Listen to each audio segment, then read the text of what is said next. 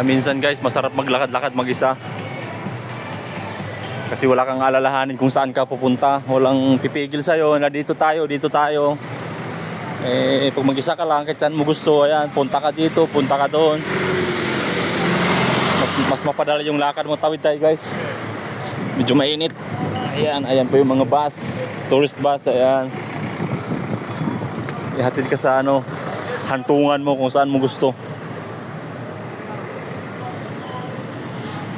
Ayan, dito tayo guys. Ito naman mga tindahan ng alahas guys. Ayan. Mga Aruba necklace. Thank you. Ayan, may binigay guys. Akala natin voucher ng pagkain. Gold Palace pala. Ayan, ikot-ikot tayo guys.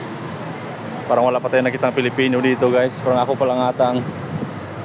Sana kayo mga kabayan natin. Baka naka-duty pa siguro guys. Thank you. Yan, napakabait nila guys. Kahit di ka patatawid, patawirin ka na. Kahit ayaw mong tumawid, pilitin ka. Hanggang sila kabait dito guys. Ayan. Kahit ayaw kong tumawid, sige tawid na daw ako.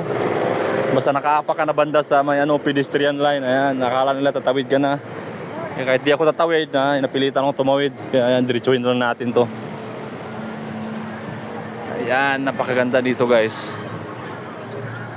Malapit dito sa guys, sa Celebrity Reflection. Ayan.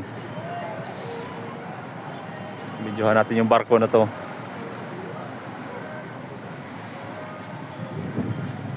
Pagkakalam ko guys, under to ng guys, Royal Caribbean.